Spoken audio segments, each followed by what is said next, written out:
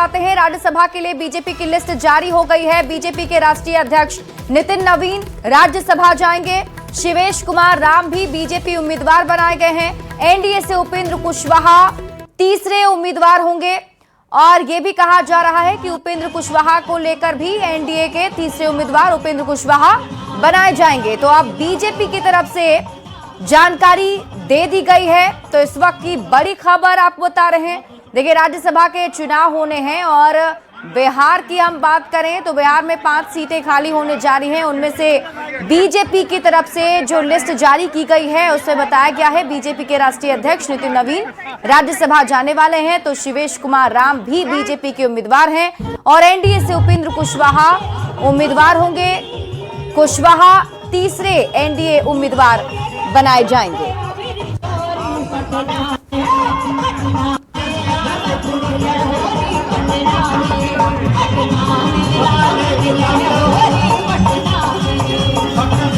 तो राज्यसभा चुनाव को लेकर ये बड़ी खबर आपको बता रहे हैं। बीजेपी ने लिस्ट जारी कर दी है और बीजेपी की तरफ से बता दिया गया है बीजेपी के राष्ट्रीय अध्यक्ष नितिन नवीन राज्यसभा जाएंगे और इसके साथ ही बीजेपी ने अपने दूसरे उम्मीदवार के नाम की जानकारी भी दी है, शिवेश कुमार राम, और तीसरे उम्मीदवार एनडीए के उपेंद्र कुशवाहा होंगे। न्यूज़ 18 संवाददाता शैलेंद्र अधिक जानकारी के साथ लाइव जुड़े हुए हैं, सीधे उनका रुख कर लेते हैं।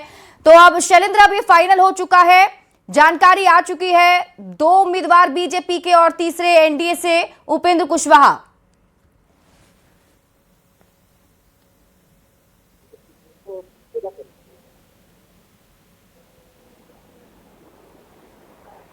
शैलेंद्र, आपको आवाज मिल रही है? हाँ बिल्कुल, देखिए एनडीए के 3 उम्मीदवार जारी हो गई है। 2 उम्मीदवार बीजेपी की तरफ से जारी किया गया, जिसमें पार्टी के जो राष्ट्रीय अध्यक्ष है नितिन नवीन उन्हें उम्मीदवार।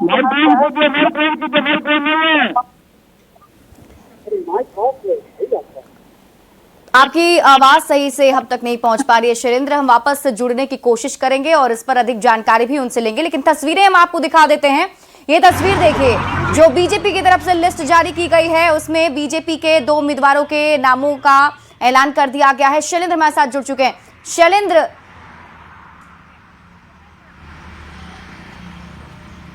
आवाज आ रही है आपको शैलेंद्र? हाँ बिल्कुल, देखिए जो उम्मीदवारों की सूची है वो जारी कर दी गई है। नितिन नवीन को उम्मीदवार बनाया गया है। जब नितिन नवीन बिहार आने वाले थे उस समय ही लगभग यह तय माना जा रहा था कि नितिन नवीन उम्मीदवार हो सकते हैं। दूसरी ओर शिवेश राम को उम्मीदवार बनाया गया है, जो कि पार्टी के एक कर्मठ कार्यकर्ता हैं। लोकसभा चुनाव भी इस बार वो लड़े थे, लेकिन वो चुनाव नहीं जीत पाए थे। इस बार उन्हें राज्यसभा भेजा जा रहा है। और तीसरे जो उम्मीदवार हैं उपेंद्र कुशवाहा, वो एनडीए के साझा उम्मीदवार के तौर पर नामांकन करेंगे। इसकी भी जानकारी बीजेपी की तरफ से विधिवत रूप से दी गई है और उपेंद्र कुशवाहा को भी ये कह दिया गया है कि वो 5 तारीख को तीसरे उम्मीदवार के तौर पर वो अपना नामांकन करेंगे। और एनडीए के इस पर भी जरा बात करना जरूरी है, क्योंकि एक चर्चा चल रही थी उपेंद्र कुशवाहा को लेकर, चूंकि हम बात कर रहे हैं कि मर्जर की बात भी सामने आ रही थी। हालांकि उपेंद्र कुशवाहा इसके लिए तैयार नहीं थे, ये भी सूत्रों के हवाले से जानकारी थी। तो इस पर भी कोई बातचीत, अपडेट आगे कुछ हुआ है?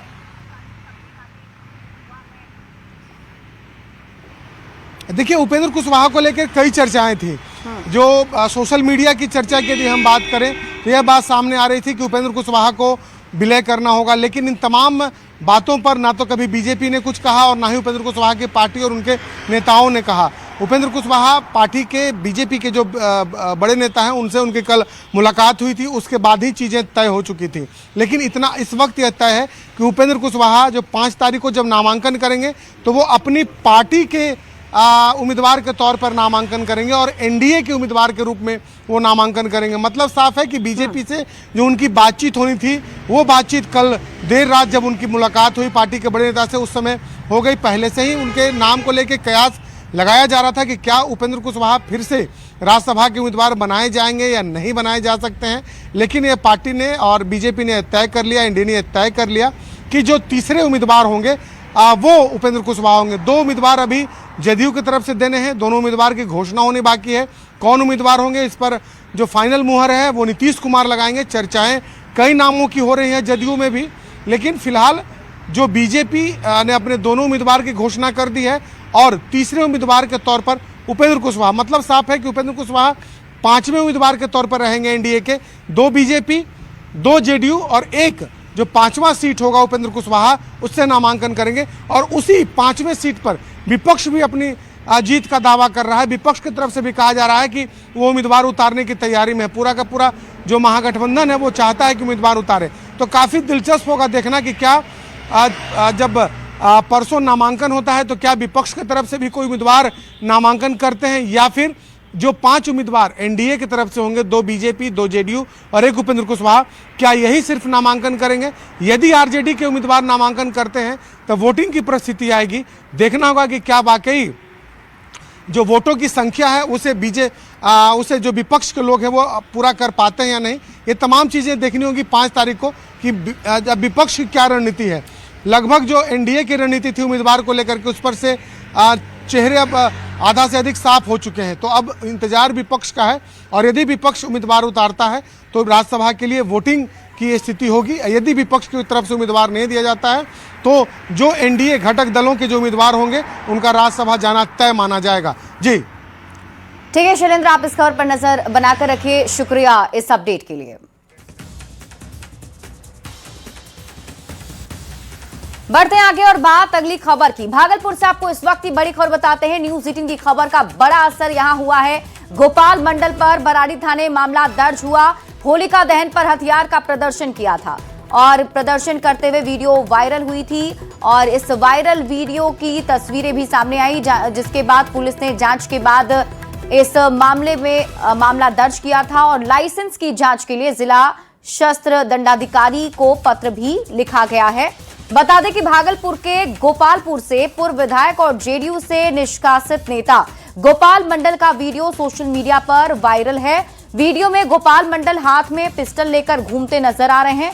बताया जा रहा है कि कल होलिका दहन के दौरान हाउसिंग बोर्ड कॉलोनी में पूर्व विधायक हाथ में पिस्टल लेकर घूमते नजर आए, और इससे पहले भी जवाहरलाल नेहरू चिकित्सा अस्पताल में पिस्टल लेकर जाते उनका वीडियो वायरल हो चुका है, जिसमें भी जांच की गई थी।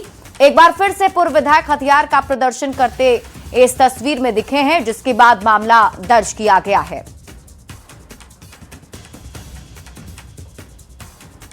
हम लोग के संज्ञान में ये मामला आया है और इसमें वीडियो को लेकर और ये वीडियो की जांच की जा रही है, और इसमें सभी तथ्यों को पहले वेरीफाई करके उसके बाद इसमें जो भी मतलब कि विधि सम्मत कार्रवाई होगी और आर्म एक्ट के अंदर जो भी मतलब के जो ये कार्रवाई होगी आर्म एक्ट के उल्लंघन के लिए, तो ये इसमें जो ये प्राथमिकी दर्ज कर फिर कार्रवाई की जाएगी।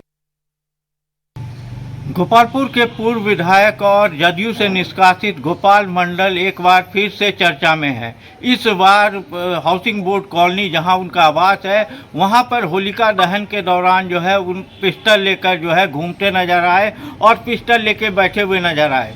इसके बाद न्यूज 18 ने जब उनसे फ़ोन पर बात की तो उन्होंने कहा कि वह उनका हथियार जो है वह लाइसेंसी है और उन्हें कोई दिक्कत नहीं है, उनको कोई मार दे इससे पहले वो उसे मार दे, इसीलिए वो हथियार लेकर चलते हैं। वहीं इस पूरे मसले पर सिटी एसपी शैलेंद्र सिंह ने कहा है कि इस मामले की जांच कराई जा रही है और अगर ऐसा सच्चाई सामने आता है तो उसके बाद जो है उन पर कार्रवाई की जाएगी और लाइसेंस रद्द करने तक की कार्रवाई की जाएगी। कहा जा सकता है कि पुलिस जो है वीडियो वायरल होने के बाद जो है मामले की जांच में जुट गई है। अब देखने वाली बात है कि इससे पहले भी जो है अस्पताल में गोपाल मंडल के द्वारा जो है पिस्टल हाथ में लेकर अस्पताल वो पहुंचे थे, उस मामले में भी जांच की गई थी और लाइसेंस रद्द करने की बात कही जा रही थी। लेकिन फिर से जो है इस मामले में अब क्या कार्रवाई होती है और किस तरह की कार्रवाई होती है ये देखने वाली बात है। आशीष रंजन, न्यूज 18 भागलपुर। पूर्व विधायक और बाहुबली नेता सुनील पांडे और भोजपुरी गायक खेसारी लाल का एक कार्यक्रम के दौरान का वीडियो वायरल हो रहा है, जिसमें सुनील पांडे खेसारी लाल को भरोसा दे रहे हैं। सुनील पांडे कहते नजर आ रहे हैं कि बब्बुआ तोहके जुबान दे तानी, अब की बार तोहरा के काराकाट से टिकट फाइनल करवाए और अब तू चुनाव काराकाट से ही लड़ी है। इस बात के बाद दर्शकों की तालियां भी खूब बजी। वहीं खेसारी भी जवाब देते नजर आए कि मैं जिस दिन चाहूं आपके ही आशीर्वाद से राज्यसभा जा सकता हूं, लेकिन मुझे नहीं चाहिए। साथ ही कहा कि मैं कलाकार ही सही हूं, अब राजनीति में नहीं जाना है। आपकी बेतारा के जुबान देता नहीं कारा काट से तहार टिकट फाइनल कहीं नहीं। अब तू चुनाव लड़ी है बबुआ कारा हमें काट रहने दीजिए। आपका छोटा भाई, मैं बहुत खुश हूँ। मैं जिस दिन चाहूंगा आप ही के आशीर्वाद से मेरा सब जा सकता हूँ, बट मुझे नहीं चाहिए। जरूरी बा बबू हम कलाकार सही बनी भैया, हमारे के मत बनाई। हम तू राजनीति में और राजनीति में और राजनीति हमारे मेहरारू किसिया आपकी बेतारा के जुबान देता नहीं कारा काट से तहार टिकट फाइनल कहीं नहीं। और इस वक्त की बड़ी खबर आपको बताते हैं, उपेंद्र कुशवाहा अपनी पार्टी के सिंबल पर नामांकन करेंगे। बड़ी खबर सामने आ रही है, आरएलएम ने लेटर जारी किया है। एनडीए के तीसरे उम्मीदवार होंगे उपेंद्र कुशवाहा। तो ये बड़ी खबर आपको बता रहे हैं, राज्यसभा चुनाव से जुड़ी बड़ी जानकारी सामने आ रही है। उपेंद्र कुशवाहा अपनी ही पार्टी के सिंबल पर नामांकन करेंगे। आरएलएम ने लेटर जारी किया है और आपको बता दें कि एनडीए के तीसरे उम्मीदवार उपेंद्र कुशवाहा होंगे। हालांकि इसे लेकर कई अटकलें पहले चल रही थी, कई कयासबाजी भी लगाए जा रहे थे और कई जानकारी सामने आ रही थी कि बीजेपी के साथ हो सकता है कि उपेंद्र कुशवाहा अपनी पार्टी का मर्जर करे। लेकिन देखिए, अब सब कुछ साफ हो चुका है और बड़ी खबर आपको बताते हैं, उपेंद्र कुशवाहा अपनी ही पार्टी के सिंबल पर नामांकन करेंगे। आरएलएम ने लेटर भी जारी किया है, जो तस्वीर हम आपको दिखा भी रहे हैं। ये वो पत्र है राष्ट्रीय लोक मोर्चा की तरफ से जो जारी किया गया है। एनडीए के तीसरे उम्मीदवार होंगे उपेंद्र कुशवाहा।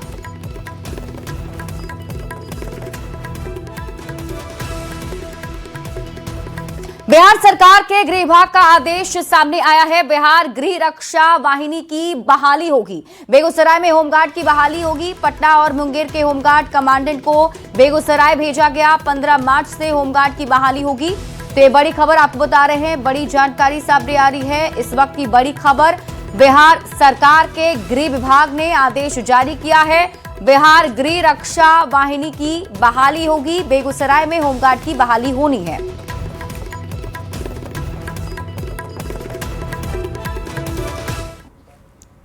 बिहार की राजनीति में पिछले एक साल से जिस अटकलों पर चर्चा का बाजार गर्म था, अब उन अटकलों पर विराम लगता दिख रहा है। मुख्यमंत्री नीतीश कुमार के बेटे निशांत कुमार की राजनीति में एंट्री को लेकर तस्वीर साफ हो गई है। होली से ठीक पहले जेडीयू के बड़े नेताओं ने यह बड़ा खुलासा कर दिया है कि निशांत कुमार जल्द ही सक्रिय राजनीति में आएंगे। नीतीश कुमार के करीबी मंत्रियों श्रवण कुमार, विजय चौधरी और अशोक चौधरी ने जल्द ही निशांत कुमार के राजनीति में आने की बात कही है और सभी ने कहा है कि निशांत राजनीति में आए। ये पूरी पार्टी की इच्छा है और निशांत का स्वागत के लिए जेडीयू तैयार है और उनका राजनीति में आना पूरे बिहार के लिए शुभ संकेत है। जेडीयू के राष्ट्रीय कार्यकारी अध्यक्ष संजय झा ने भी 2 दिन पहले निशांत कुमार के राजनीति में आने को लेकर बड़ा बयान दिया था और कहा कि जरूरत पड़ेगी तो वे मुख्यमंत्री नीतीश कुमार से भी बात करेंगे और अब जल्द ही जेडीयू में निशांत युग शुरू होने जा रहा है।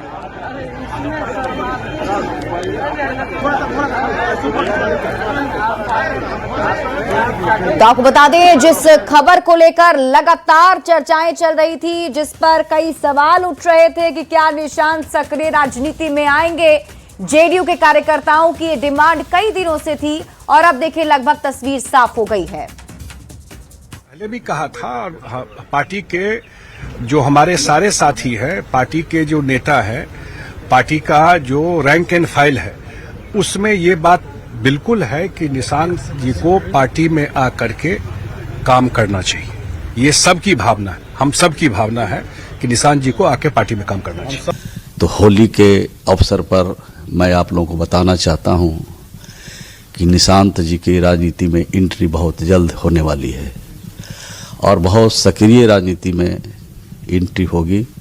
ये होली के अवसर पर राज्यवासियों को और खास करके उन नौजवानों को जो लंबे अरसे से लाखों नौजवान जो उनकी राजनीति में आने के लिए सुझाव दे रहे हैं, राजनीति में आने के लिए उनके लिए मांग कर रहे हैं, उनकी इच्छा मैं समझता हूं कि जल्द ही पूरी होगी और उनको उज्जवल भविष्य की कामना के साथ राजनीति में आगे बढ़ने की शुभकामना भी देता हूं। पार्टी का हर कार्यकर्ता इस बात को चाहता है, यह बात पार्टी कार्यकर्ताओं के मन में है जो उनके पुत्र निशांत को राजनीति में आना चाहिए और लगभग पूरी पार्टी एक मत से अगर वो आते हैं तो स्वागत करने को तैयार है।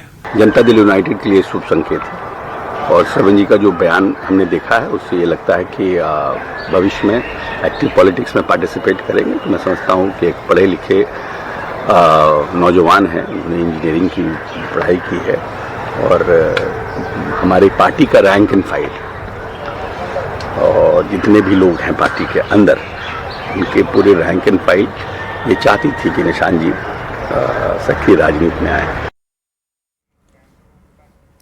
तो निशांत कुमार के राजनीति में आने की खबरों के बीच जेडीयू के बड़े नेता और मंत्री विजय चौधरी ने मुख्यमंत्री नीतीश कुमार से मुलाकात की है। करीब 50 मिनट तक सीएम के साथ विजय चौधरी की बातचीत हुई है। हालांकि सीएम से मुलाकात के बाद बाहर निकले विजय चौधरी ने कहा कि कई मुद्दे पर उनकी बातचीत हुई, लेकिन निशांत कुमार के मुद्दे पर ना तो पहले बात हुई थी ना ही आज कोई बात हुई है। निशांत कुमार के राज्यसभा जाने की चर्चा विजय चौधरी ने कहा कि कौन राज्यसभा जाएगा ये उनकी जानकारी में नहीं है और सीएम नीतीश कुमार ही इस पर फैसला लेंगे। और स्वाभाविक रूप से पार्टी और मजबूत होगी। हमारे मुख्यमंत्री जी ने जो काम किया है, बिहार में ऐतिहासिक उपलब्धि की है, इसके लिए तो पिछले लगातार 20 वर्षों से अधिक से बिहार की जनता ने इनका साथ दिया है और अब निशांत जी की उम्र भी परिपक्व वाली हो चुकी है, इसलिए उनको राजनीति में आना चाहिए और मेरी समझ से पूरी पार्टी एक मत है कि वो आए स्वागत। तो इसको लेकर होली के बाद बातचीत की है क्या? होली के बाद नीतीश जी से बातचीत की है क्या आप लोग? होली के बाद नीतीश जी से तो हम आज आए हैं, कोई पहली दफा है, हम तो रोज आते हैं।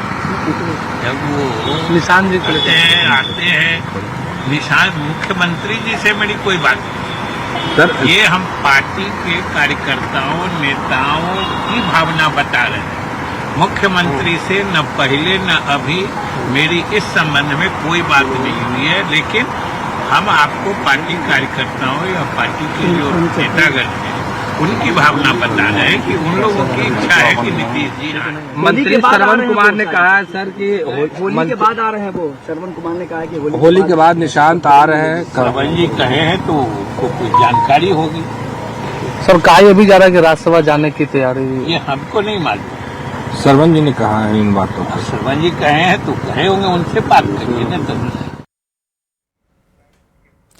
अब सीएम नीतीश कुमार के बेटे निशांत कुमार के राजनीति में आने को लेकर मंत्री श्रवण कुमार के बयान पर राजनीतिक बयानबाजी भी तेज हो गई है।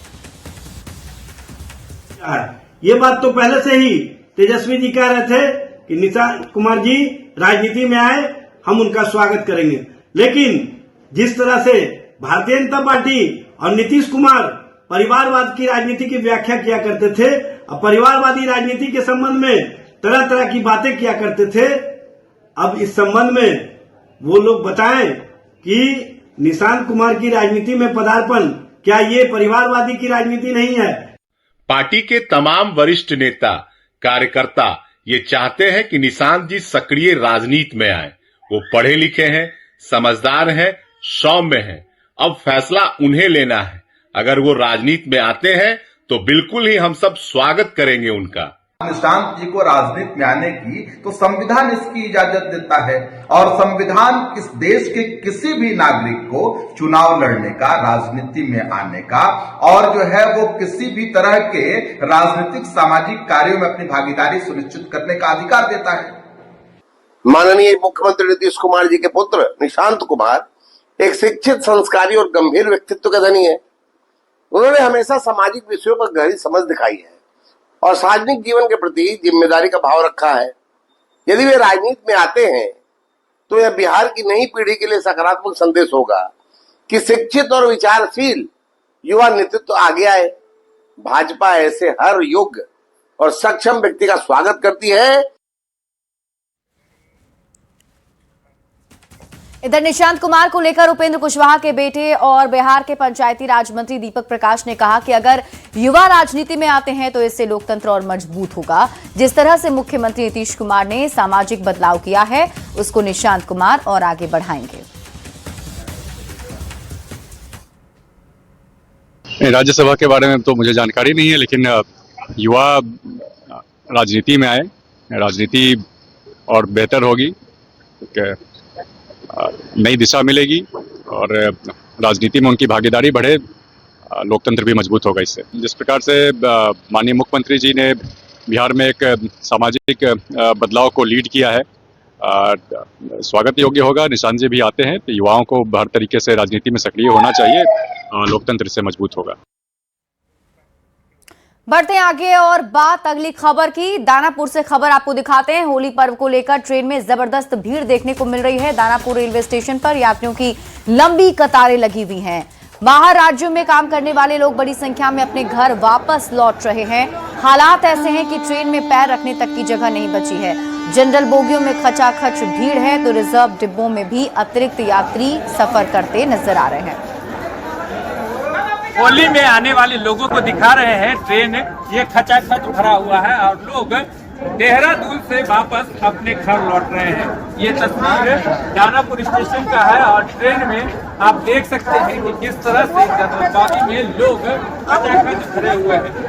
जो लोग लौट रहे हैं वो ज्यादातर यही सोचकर लौट रहे हैं कि होली हमारा यही अपने घर में कटेगा। इसी वजह से लोग लौट रहे हैं और ये होली यही बिहार में मनाएंगे। क्या होली कहाँ मनाएंगे? बिहार में मनाएंगे। बिहार में मनाएंगे। कहाँ से आ रहे हैं? हम आ रहे हैं अहमदाबाद। ट्रेन में कितनी भीड़ है? बहुत ज्यादा। कहाँ से लौट रहे हैं आप? देहरादून से। देहरादून से होली मनेगा सब यही मनेगा, उसी सोच के साथ हैं। तो कितने लोग लौट रहे हैं आप? बहुत लोग जा रहे हैं। देहरादून क्या के लिए गया? कमाने के लिए। अब बिहार जा रहे हैं। क्या नाम? क्या के लिए आए? सर बस सर अपना गाँव ही जा रहे हैं सर। कमाना फिर बीवी बाल बच्चे को माँ बाप है सर, क्या करें सर, सब काम तो करना ही पड़ेगा। अब मम्मी पापा बोला कि बेटा बच्चे को पीछे है तो इस वजह से गाँव जा रहे हैं 10 दिन के लिए, फिर अपना चल जाएंगे फिर देहरादून। होली मनाएंगे? जी सर बहुत बढ़िया तरह से होली बनाएंगे। जी सर। क्या नाम? शंकर। आप कहाँ से आ रहे हैं? ट्रेन में कितनी भीड़ है? बहुत ज्यादा। समझ लीजिए कि ट्रेन नहीं 10 आदमी। 10 आदमी है। ट्रेन से जना काम कर रहे थे थोड़ा। तो ज्यादातर जो है बिहार लौटने वाले लोग हैं और इसमें जो भीड़ है वो कचाकच भर करके बाहर से बिहार आने वाले लोग दिखाई दे रहे हैं। दानापुर से न्यूज़ 18 के लिए मनीष शर्मा। और इसी के साथ इस बुलेटिन में अभी के लिए बस इतना ही। आप देखते रहिए न्यूज़ 18 बिहार झारखंड।